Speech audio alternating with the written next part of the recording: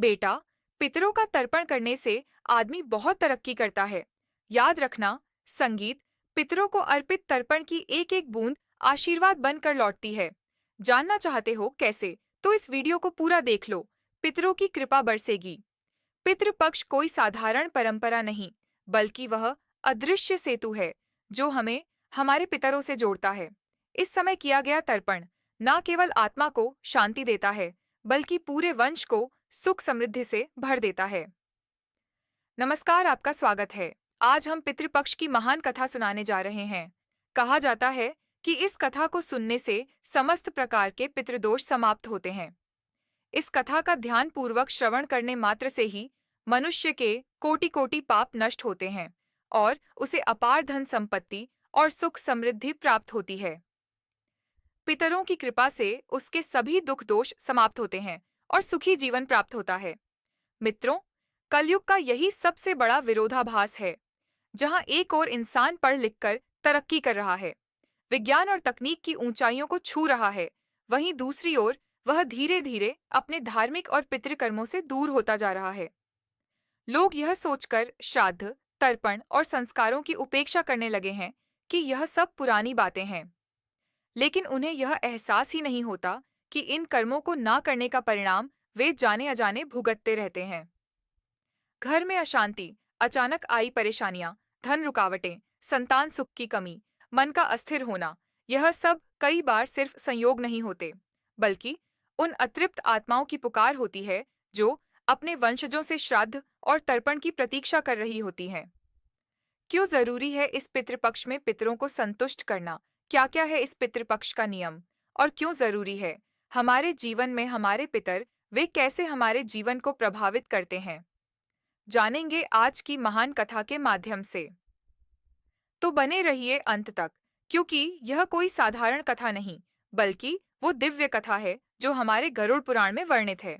बचपन में हमने तुझे पाला पोसा, अब अगर तुमने हमें श्राप नहीं दिया तो भयंकर श्राप मिलेगा। इस कथा को आधा अधूरा छोड़कर जाने की गलती मत करना, क्योंकि आधी अधूरी कथा भी पाप का भाग ही बनाता है। मित्रों, गरुड़ पुराण में वर्णित प्रथाकल्प का भाग, जिसे उत्तरखंड कहा गया है, उसमें एक कथा के अंतर्गत पक्षीराज गरुड़ अपने मन में जिज्ञासा लिए भगवान श्री कृष्ण के पास आते हैं और उन्हें प्रणाम करते हुए कहते हैं, हे प्रभु, पितृपक्ष में पितरों की पूजा करने से कौन सा फल मिलता है? पितृपक्ष के दौरान पितरों की शांति के लिए कौन से उपाय करने चाहिए? भगवान श्री कृष्ण कहते हैं, हे गरुड़, तुमने आज उत्तम प्रश्न किया है। तुम्हारे इस प्रश्न में समस्त मनुष्य जाति का कल्याण छिपा हुआ है। जो मनुष्य अपने पितरों को संतुष्ट करता है, उसके समस्त दोष और दुख समाप्त होते हैं। पितरों की पूजा करने से मनुष्य को अपने पूर्वजों का आशीर्वाद प्राप्त होता है। इस विषय में एक अप्सरा और आर्षि की प्राचीन कथा कही जाती है, जो मैं आज तुम्हें सुनाता हूँ। इस कथा को श्रवण करने से तुम्हें तुम्हारे सभी प्रश्नों के उत्तर मिल जाएंगे। इसलिए हे गरुड़, तुम इस कथा को ध्यान से सुनो। इस कथा को जो भी सुनता है, उसके समस्त प्रकार के पितृदोषों का नाश होता है। जो भी इस कथा को सुनता है और सुनाता है, उसके ऊपर पितरों की कृपा सदैव बनी रहती है। गरुड़ जी कहते हैं, हे प्रभु, आपके मुख से इस कथा को सुनने के लिए मैं उत्सुक हूँ। कृपया आप मुझे वह कथा सुनाइए। मैं इस कथा का प्रचार अवश्य करूंगा। फिर भगवान श्री कृष्ण गरुड़ जी को पितृपक्ष की कथा सुनाने लगते हैं। इसलिए दोस्तों, आप भी इस कथा को ध्यान पूर्वक पूरा जरूर सुने। इस कथा के श्रवण मात्र से मनुष्य के सभी पाप और दोष नष्ट होते हैं। उसे पितृदोष से मुक्ति मिलती है। सभी कर्ज उतर जाते हैं। धन धान्य संपत्ति की प्राप्ति होती है तथा सुंदर गुणवान पत्नी की प्राप्ति निश्चित होती है। संतानहीन को संतान प्रदान करने वाली यह कथा अत्यंत महान है। पितृपक्ष के दौरान इस कथा का श्रवण प्रत्येक मनुष्य को करना चाहिए। इसे श्रवण करने से पितरदेव प्रसन्न होते हैं और वरदान देते हैं। श्री कृष्ण कहते हैं, हे गरुड़, प्राचीन काल की बात है। रुचि नामक एक राजा थे जो संसार के माया मोह को छोड़कर निर्भय होकर ब्रह्मचर्य का पालन करते हुए निरह का भाव से पृथ्वी पर विचरण करने लगे। उन्होंने संसार की सभी खुशियों और भोगों का त्याग कर दिया था। उन्होंने घर में रहना भी छोड़ दिया था। वे एक बार ही भोजन करते थे और वन में भटकते रहते थे। उन्हें ऐसा वैराग्य धारण किया हुआ देखकर उनके समस्त पितृग अत्यंत दुखी हो गए। अपने वंशज को इस प्रकार से वंश को नष्ट करता हुआ देखकर उन्हें भय लगने लगा। उन्होंने सोचा कि वे स्वयं चलकर अपने वंशज से मिलेंगे और उसे वैराग्य का त्याग करने के लिए कहेंगे। फिर एक दिन जब आर्षि रुचि ध्यान मग्न होकर तपस्या कर रहे थे, उसी समय उनके समस्त पितृग उस स्थान पर प्रकट हुए। जब आशरुचि ने अपनी आंखें खोलीं, तो उन्होंने 4 दिव्य आत्माओं को अपने सामने खड़ा देखा। उन्हें देखकर वे आश्चर्यचकित हो गए और उन्हें प्रणाम करते हुए कहने लगे, हे महान आत्माओं, आप कौन हैं और किस कारण से आप मुझे दर्शन देने के लिए पधारे हैं? वे सभी दिव्य आत्माएं कहने लगी, हे वत्स, हम तुम्हारे पूर्वज हैं और हम तुम्हारे इस वैराग्यपूर्ण आचरण से अत्यंत दुखी हैं। इसीलिए तुमसे मिलने के लिए आए हैं। आशरुचि ने उन्हें नमस्कार करते हुए आदरपूर्वक पूछा, हे पितृग, आप सभी के दर्शन करके मैं कृतार्थ हो गया, किंतु आप मेरे आचरण से दुखी क्यों हैं? कृपया मुझे विस्तार से बताइए, मुझसे ऐसी कौन सी भूल हो गई है जो मेरे पूर्वज मुझसे असंतुष्ट और दुखी हैं? तब वे सभी पितृग कहने लगे, हे वत्स, तुमने किस कारण से विवाह नहीं किया है? विवाह स्वर्ग और मोक्ष प्राप्ति का उत्तम मार्ग है। गृहस्थ आश्रम के बिना मनुष्य को शाश्वत बंधन होता है। गृहस्थ में रहकर मनुष्य देवताओं, पितरों, ऋषियों और याचकों की पूजा करके उत्तम लोकों को प्राप्त करता है।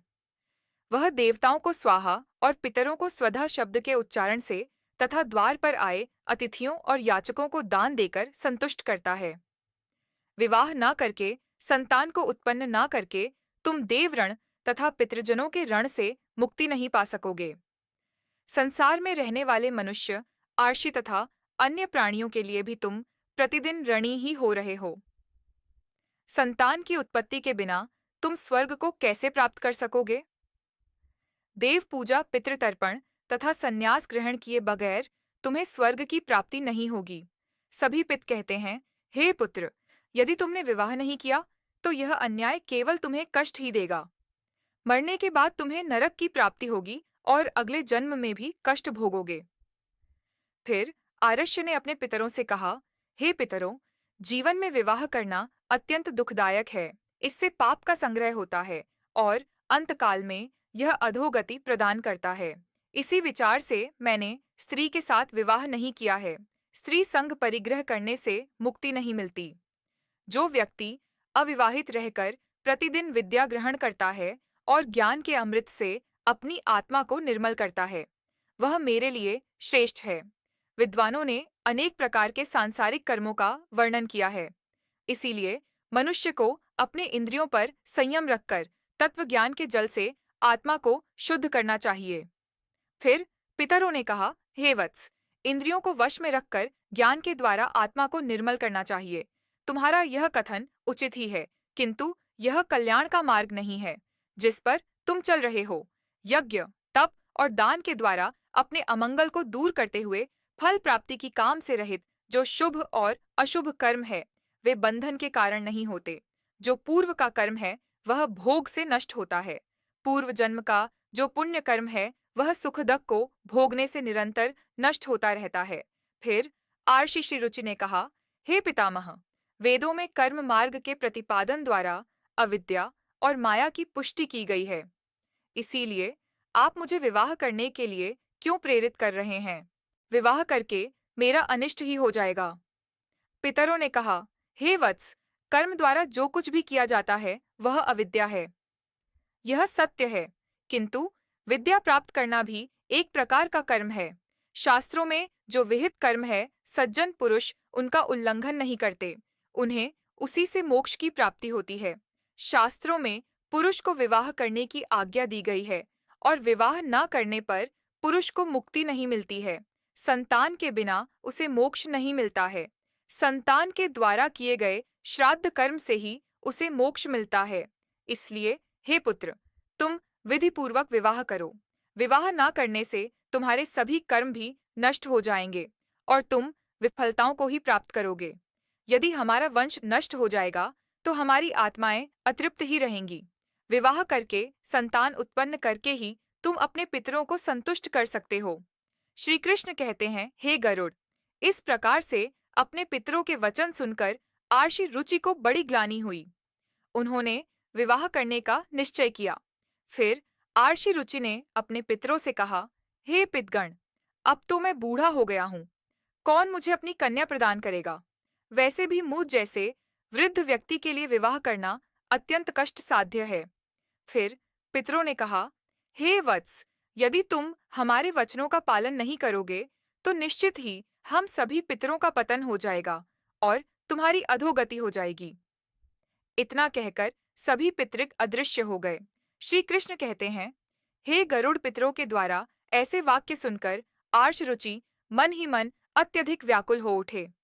अपने पितरों की मुक्ति के लिए विवाह करने का विचार करते हुए वे कन्या की खोज में पृथ्वी लोक पर विचरण करने लगे, किंतु उन्हें कहीं भी कन्या की प्राप्ति नहीं हो सकी। अपने पितरों के वचनों को बार बार मन में सोचते हुए वे चिंताग्रस्त होकर सोचने लगे, मैं क्या करूं? कहाँ जाऊं? मेरे पितृगणों को मुक्ति दिलाने के लिए कौन सी स्त्री मुझसे विवाह करेगी? इस प्रकार देर तक विचार करने के बाद आर्षि रुचि ने ब्रह्मादेव की तपस्या करना शुरू कर दिया। उर रुचि ने 100 वर्षों तक एक वन में घोर तपस्या की। तत्पश्चात जगत पिता ब्रह्मा ने उन्हें दर्शन दिया और कहा, हे रुचि, मैं तुम्हारी तपस्या से प्रसन्न हूँ। तुम्हारी जो भी अभिलाषा है उसे प्रकट करो, मैं अवश्य पूर्ण करूंगा। तब आर्य रुचि ने ब्रह्मदेव को प्रणाम किया और कहा, हे परमपिता, मेरे पितरों ने मुझे संतान उत्पन्न करने के लिए कहा है, किंतु इस समय मुझे विवाह के लिए कोई कन्या दिखाई नहीं पड़ रही है। इसीलिए कृपया आप मुझे कन्या प्रदान करें, जिससे विवाह करके मैं संतान प्राप्त कर सकूं। इस पर ब्रह्मदेव ने कहा, हे विप्र, तुम संसार के प्रजापति हो जाओगे। तुम्हारे द्वारा प्रजा की सृष्टि होगी। तुम्हारे पितरों ने कहा है कि तुम्हें स्त्री से विवाह करना चाहिए। इस अभिलाषा को मन में रखते हुए तुम्हें पितरों की पूजा करनी चाहिए। वे प्रसन्न होकर तुम्हारी इस कामना को पूर्ण करेंगे और तुम्हें उत्तम स्त्री की प्राप्ति होगी। इस प्रकार कहकर ब्रह्मादेव अंतर्ध्य हो गए। ब्रह्मा जी के वचन सुनकर आर्ष्य रुचि ने पुनः अपने पितरों को प्रसन्न करने का निश्चय किया। फिर आज रुचि नदी के तट पर पहुंचे और एकांत में उन्होंने अपने पितरों का तर्पण करके उन्हें संतृप्त किया।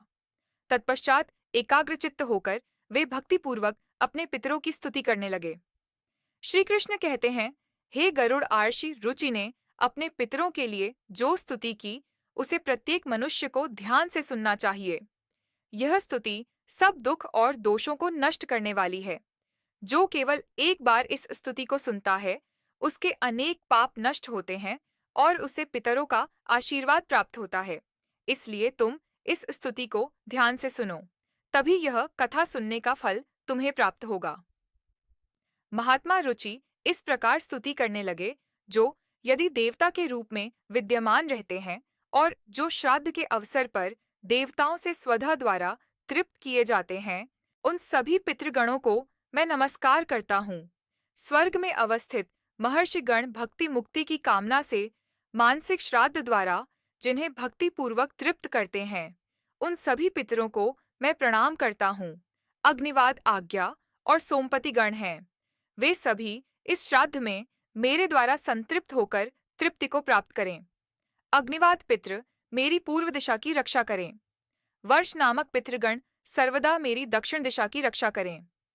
आज्ञा पितृजन पश्चिम दिशा की तथा सोम पितृग उत्तर दिशा की रक्षा करें। यह समस्त पितृजन राक्षस, भूत, पिशाच और असुर गणों के कारण उत्पन्न दोषों से नित्य सब प्रकार से हमारी रक्षा करें। विश्व विश्व भूख आराध्य धर्मधान्य, शुभानंद भूतित भूतिकृत और भूति नामक जो पितरों के 9 गण हैं, तथा कल्याण और कलदरा श्रेय कलता हेतु और अनग नामक जो पितरों के 6 गण कहे गए हैं, और वर वरेण्य वृद्ध तुष्टि पुष्टि विश्वपात और धाता नाम से विख्यात यह 7 गण तथा पितृगणों के पाप विनाशक जो महान महात्मा, महित, महिमावान और महाबल नाम से प्रसिद्ध यह 5 गण हैं।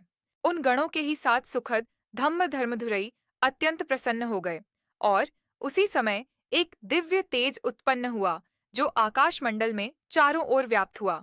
संपूर्ण विश्व को अपने तेज से आच्छादित करने वाली उस रोशनी को देखकर आर्षी रुचि अपने घुटने पर बैठकर फिर से पितरों की स्तुति करने लगे।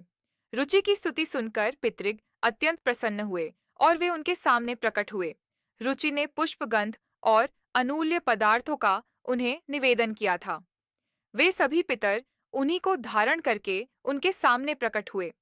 रुचि ने भक्तिपूर्वक हाथ जोड़कर अपने पितरों को प्रणाम किया और निवेदन किया। प्रसन्न होकर पितरों ने कहा, हे पुत्र, तुम्हारी इस स्तुति से हम अत्यंत प्रसन्न हैं। इसीलिए अब तुम्हारी जो भी कामना हो वह निसंकोच होकर कहो। फिर नतमस्तक होकर रुचि ने पितरों से कहा, हे पितृदेव, ब्रह्मदेव ने सृष्टि की रक्षा करने के लिए मुझे प्रजापति बनाया है। इसीलिए मैं आप संतान उत्पन्न करने में समर्थ गुणवान चरित्रवान पत्नी की कामना करता हूँ।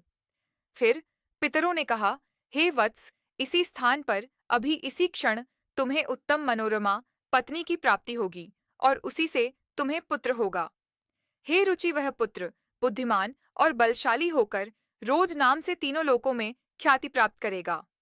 उसके भी अतिशय बलवान महापराक्रमी महात्मा और पृथ्वी का पालन करने वाले बहुत से पुत्र होंगे। कहकर समस्त पितृ अर्शरुचि को आशीर्वाद देकर उस स्थान से अंतर्ध्य हो गए।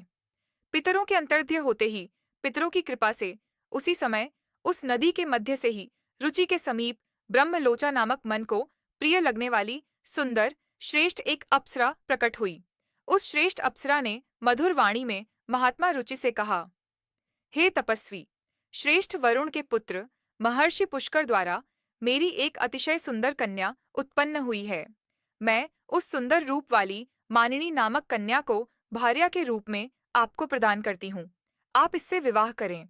इस कन्या से आपको अतिशय बुद्धिमान मनु नाम का पुत्र होगा। फिर प्रजापति रुचि ने उस अप्सरा कन्या से विवाह किया। श्री कृष्ण कहते हैं, हे गरुड़, इस प्रकार से आरसी रुचि ने अपने पितरों को प्रसन्न करके विवाह के लिए कन्या प्राप्त की और अपने वंश को आगे बढ़ाया। कथा के अंत में भगवान श्री कृष्ण ने गरुड़ जी को पितरों को प्रसन्न करने के अनेक उपाय विस्तार से बताएं। यह उपाय मनुष्य के जीवन में पितृदोष को समाप्त करने और पितरों की कृपा प्राप्त करने के लिए अत्यंत आवश्यक माने जाते हैं। श्री कृष्ण ने गरुड़ जी से कहा कि पितरों को प्रसन्न करने के लिए कुछ विशेष अनुष्ठान, तर्पण और धार्मिक कार्यों का पालन करना आवश्यक होता है। आइए जानते हैं उन महत्वपूर्ण उपायों के बारे में। पित्त को प्रसन्न करने का सबसे पहला और मुख्य उपाय तर्पण है। तर्पण का अर्थ है जल अर्पण करना। पितृपक्ष के दौरान पवित्र जल को हाथ में लेकर पितरों का आह्वान करते हुए उन्हें जल अर्पण करना चाहिए। तर्पण में काले तिल, जल, दूध और कुश का उपयोग किया जाता है। यह कार्य पवित्र मन और श्रद्धा से करना चाहिए, जिससे पितृ तृप्त होकर प्रसन्न होते हैं। तर्पण करते समय ओम पितृभय स्वधा मंत्र का उच्चारण करना चाहिए, जिससे पितृ संतुष्ट होते हैं और आशीर्वाद प्रदान करते हैं। श्री कृष्ण कहते हैं, श्राद्ध कर्म पितरों की तृप्ति के लिए एक महत्वपूर्ण अनुष्ठान है। इसमें पितरों के निमित्त भोजन, फल और वस्त्र अर्पण किए जाते हैं। श्राद्ध कर्म करने वाले व्यक्ति को ब्राह्मणों को भोजन कराना चाहिए और उन्हें वस्त्र एवं दक्षिणा देकर आशीर्वाद लेना चाहिए। श्राद्ध के दिन विशेष रूप से सात्विक भोजन बनाना चाहिए, जिसमें खीर, पूरी, सब्जी और अन्य पौष्टिक एवं ताजे खाद्य पदार्थ शामिल हों। इस भोजन को पवित्रता के साथ पितरों के निमित्त अर्पण किया जाता है। इन्हें भोजन अर्पण करने से पितर तृप्त होते हैं और प्रसन्न होकर आशीर्वाद देते हैं। विशेष रूप से श्राद्ध के दिन गाय को हरी घास और रोटी खिलाना और कौवे को चावल व खीर खिलाना शुभ माना जाता है। इन कार्यों को करने से पितरों की कृपा प्राप्त होती है और पितृदोष से मुक्ति मिलती है। श्री कृष्ण कहते हैं, पीपल और तुलसी के वृक्ष की पूजा करना पितरों को प्रसन्न करने का महत्वपूर्ण उपाय है। पीपल का वृक्ष पितृगणों का निवास स्थान माना जाता है और तुलसी का पौधा देवी लक्ष्मी का प्रतीक होता है। श्राद्ध के दिन पीपल और तुलसी की पूजा करके पितरों को तृप्त किया जाता है।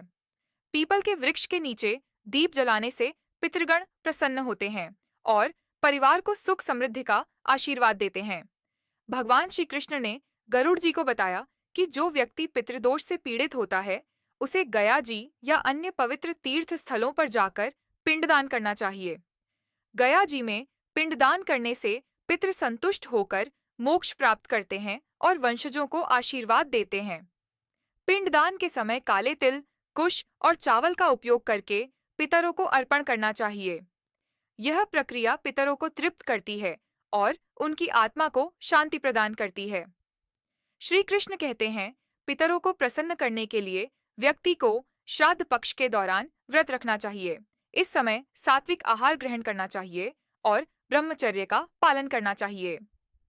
भगवान श्री कृष्ण ने गरुड़ जी से कहा कि श्राद्ध पक्ष में मांस, मदिरा और तामसिक आहार का सेवन नहीं करना चाहिए।